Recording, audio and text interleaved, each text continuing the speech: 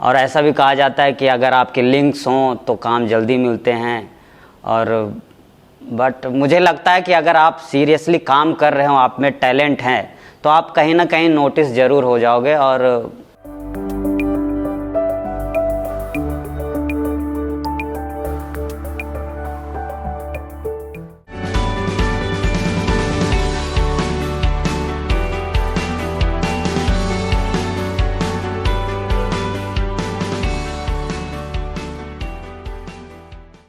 नमस्कार, मैं हूं नितिन वशिष्ठ और आपका स्वागत है रासकला मंच में। और आज हमारे साथ हैं रासकला मंच के कलाकार अजीत कुमार जी। अजीत कुमार जी, आपका स्वागत है हमारे रासकला मंच के मंच पर। कैसे हैं आप? बहुत बढ़िया। अजीत जी, आपसे जानना चाहेंगे आपके थिएटर का अनुभव। आप जब से रासकला मंच से जुड़े हैं, क्या अनुभव रहा आपका? बहुत अच्छा अनुभव रहा है। 7 महीने हो गए मुझे रासकला मंच के साथ काम करते हुए। लॉकडाउन जब दूसरा लगा था, उसके बाद मैं ऑडिशंस वगैरह दे रहा था, तो अचानक से मेरे सामने ये रासकला मंच का आया। तो मैंने ऑडिशन दिया, सर का कॉल आया कि आप आ सकते हो। तो मैं एकदम से रेडी था मैं, क्योंकि लॉकडाउन के बाद मेरे ख्याल से 1.5 साल तक मैं ऐसे ही घर पे ही था। थिएटर से एकदम नाता टूट चुका था। तो मैं चाहता था कि वो फिर से दोबारा रिवाइव हो, और मैं तुरंत बिल्कुल देर नहीं किया और मैं रासकला मंच आ गया। आपने एज अ एक्टर ही क्यों करियर चुना? एक्टिंग का तो कीड़ा था, बचपन से ही था। बट होता है ना कि एक आप ऐसे कंजर्वेटिव फैमिली से बिलोंग करते हो जहाँ पे मतलब पढ़ाई को प्राथमिकता दी जाती है, तो आप चाह के भी आप अपने मन की, अपने दिल की इच्छा जाहिर नहीं कर पाते हो। वो होता है कि आपके परिवार में कहीं दूर दूर तक नाता नहीं है, उस चीज़ से आप अचानक से बोल दो तो वही था। बट मैं बोल नहीं पाया फिर। लेकिन जब एक टाइम आया तो मैंने कहा, तो घर वाले, मतलब मैंने जो सोच रखा था कि एकदम ऐसा हो जाए, बहुत चिल्लाएंगे और गुस्सा करेंगे, ऐसा कुछ हुआ नहीं। वो उन्होंने कहा ठीक है तुम। तो एज ए एक्टर आप क्या करियर देखते हैं अपना? कि क्योंकि एक्टर का करियर सीमित और कोई सीमा तय नहीं है कि इतने साल तक एक्टर बन जाएगा या पैसे कमाने शुरू कर देगा। वो कितना आपको डराता है ये चीज़ की यार, इस चीज़ में कोई लिमिट नहीं है कि शायद ज़िंदगी भी बीत जाए, ना मिले तो काम? ये तो है। मतलब अगर आप कोई वेटरन एक्टर का इंटरव्यू भी देखें तो कहते हैं कि ये मतलब स्ट्रगल करते हुए ज़िंदगी गुजर जाती है। लेकिन अगर आप काम कर रहे हो, सीख रहे हो, चीज़ों को समझ रहे हो और शिद्दत से लगे हुए हो, तो आपको काम मिल जाएगा। और ऐसा नहीं है कि सिर्फ एक्टिंग लाइन, स्ट्रगल तो हर फील्ड में है। बट ये है कि बहुत अनप्रिडिक्टेड ये लाइन है कि आपको काम मिल ही जाएगा। और ऐसा भी कहा जाता है कि अगर आपके लिंक्स हों तो काम जल्दी मिलते हैं। और बट मुझे लगता है कि अगर आप सीरियसली काम कर रहे हो, आप में टैलेंट है, तो आप कहीं ना कहीं नोटिस ज़रूर हो जाओगे। और बस वही मैं कर रहा हूँ। पिछले 5 साल से लगातार काम कर रहा हूँ, सीख रहा हूँ चीज़ों को। थिएटर आर्टिस्ट का एक करियर अलग है और एक बॉलीवुड ग्लैमर वर्ल्ड का करियर अलग। बिल्कुल। आपने थिएटर ज्वाइन किया एक थिएटर आर्टिस्ट बनने के लिए, क्या यहाँ से ट्रेनिंग लेके बॉलीवुड जाने के लिए या अदर सीरियल्स में जाने के लिए, क्या वो मैं जानना चाहता हूँ। पहले तो मेरे दिमाग में यही था कि मैं मतलब हीरो बनूं, मतलब जो दिखाते हैं फिल्मों में कि लार्जर देन लाइफ, यही सोच के मैंने मैं चुना था। लेकिन जब इसमें घुसा, थिएटर लाइन में आया, तो चीज़ों को समझने लगा, बारीकियां समझ में आने लगी।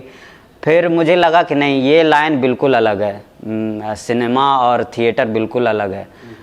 उससे इसका तालमेल अगर आप बैठा सकते हो तो अच्छी बात है। लेकिन जहाँ तक सिनेमा का सवाल है, वो उसमें अगर आप शूट कर रहे हो तो उसमें बहुत सारे टेक्स होते हैं। आप एक सीन को 15, 20, 30, 50 जितने शॉट दे के ओके कर सकते हो। लेकिन थिएटर में, स्टेज पे आप एक बार आ गए तो देयर इज़ नो रीटेक। आप एक कैरेक्टर को पूरे 1.5-2 घंटा जितना भी टाइम का है, उसी कैरेक्टर में रहते हो, आपको कोई टेक नहीं मिलता है। तो वो दुनिया बिल्कुल अलग है और सिनेमा का दुनिया बिल्कुल अलग है। देखिए, पहले तो लाउड थिएटर होता था, पहले माइक्स नहीं थे, अब माइक्स आ गए हैं। तो मेरा जहाँ तक मानना है थिएटर और कैमरे के आगे एक्टिंग में ज़्यादा फर्क रह नहीं गया है, क्योंकि एक ही कमी ज़्यादातर एक्टर्स को लगती थी, जो चीज़ें परेशान करती थी कि वो लाउड थिएटर करते थे, तेज़ बोलने की आदत थी डायलॉग्स को, और कैमरा में कहा जाता था आप नॉर्मली बिहेव कीजिए। अब वो नहीं रही, वो कितना हेल्पफुल कर पाती, क्योंकि अब फुट माइक्स हैं, बूम माइक हैं, तो आपको अभी भी लाउड बोलने के लिए कहा जाता है, या अपने कैरेक्टर के हिसाब से जो भी आवाज़ का मॉड्यूलेशन है, जो पिच होनी चाहिए, वो डिलीवर करते हैं आप स्टेज पे? देखिए, दो बातें हैं। एक पहली बात तो जो थिएटर करते हैं ना, वो मोस्टली एक्टर्स स्ट्रीट प्लेज भी करते हैं। स्ट्रीट प्लेज में आवाज़ की ज़रूरत पड़ती है, क्योंकि अगर आप एक नुक्कड़ पे खड़े होके कुछ कह रहे हैं और गाड़ियाँ आ जा रही है, लोग बातें कर रहे हैं, दुनिया भर के शोर होते हैं, तो वहाँ आपको आवाज़ निकालने की ज़रूरत होती है, तो वहाँ आपको लाउड होना पड़ेगा। और ये थिएटर बैकग्राउंड जिनका होता है, उनका गला काफ़ी खुला हुआ होता है। और अगर वही सिनेमा में आते हैं तो उन स्टार्टिंग में हो सकता है दिक्कत हो, लेकिन वो एक बार चीज़ें समझ जाते हैं तो वो उस चीज़ को कंट्रोल कर सकते हैं। लेकिन अगर सिनेमा है, सिनेमा से जो मतलब जुड़े हुए हैं, उनका थिएटर बैकग्राउंड बिल्कुल भी नहीं है, वो थिएटर में नहीं कर सकते, वो स्टेज पे आके परफॉर्म नहीं कर सकते, उनके लिए बहुत मुश्किल होगी। लेकिन जो थिएटर बैकग्राउंड से हैं वो कर सकते हैं, क्योंकि उन्हें पता है कि वो मतलब अपने आवाज़ को कैसे कंट्रोल कर सकते हैं, क्योंकि उनकी पिच तो खुली हुई है, हाई जा सकते हैं। कैमरा के सामने आके उसके बाद परफॉर्म करना, मतलब अपने नॉर्मल आवाज़ में बोलना, वो कर सकते हैं, बस उन्हें समझने की देर होती है। तो ये जी, अपने डायरेक्टर रवि मोहन जी के बारे में कुछ बताइए, रासकला मंच के बारे में कुछ बताइए। रासकला मंच के बारे में अच्छा एक्सपीरियंस रहा है। जब मैं पहली बार जुड़ा था तो पहला प्ले होने वाला था रेजांगला, जो अभी, हाँ जी, अभी जो 2-3 दिन पहले हमने परफॉर्म भी किया, तो उसके लिए प्रॉपर 5 दिन की ट्रेनिंग हुई थी, जैसे आर्मी ऑफिसर की होती है। तो वो जब ट्रेनिंग स्टार्ट हुई थी तो मुझे लगा था यार थिएटर में तो ऐसा मैंने कभी किया नहीं, मतलब स्क्रिप्ट पढ़ो, रीडिंग करो, उसके बाद रिहर्सल्स करो, बट वो चीज़ मेरे लिए बिल्कुल अलग था। तो तब फिज़िकल एक्टिविटीज़ बहुत हुई, तो मतलब मेरा बॉडी उस टाइम जब एकदम से आया था लॉकडाउन के बाद, तो मैं थोड़ा सा हैवी भी था, तो मेरे से चीज़ें हो नहीं पा रही थी। तो मैंने सर से बात भी की थी कि सर मेरे से हो नहीं पा रहा है, लेकिन सर ने कहा कि यही तो मतलब अपने कंफर्ट को तोड़ना है। अगर आप कंफर्ट जोन में रहोगे तो आप आगे ग्रो नहीं कर सकते। तो मैंने उसको कंटिन्यू किया जितना 5 दिन की ट्रेनिंग किया, उसमें मतलब 5 दिन हमें खाना नहीं दिया जाता था, मतलब चना 250 ग्राम और पॉपिंस 1 लीटर पानी, बस इतना ही दिया जाता था। ट्रेनिंग होती थी सुबह 2 घंटे और शाम को 1 घंटे। तो वो चीज़ अलग था, वो ऐसा कुछ था जो मैंने नहीं किया था अपने थिएटर लाइफ में। तो उसमें मुझे मज़ा आने लगा फिर बाद में, क्योंकि अगर आप सिनेमा में जाते हो तो वहाँ भी आपको एक चीज़ होती है मेथड एक्टिंग। आप किसी कैरेक्टर में अगर घुस रहे हो ना, तो आपको उस चीज़ को ग्रैब करने के लिए ना उस लाइफ को जीना पड़ता है, उसमें जाना पड़ता है, तो वो बिना ट्रेनिंग के नहीं आएगी।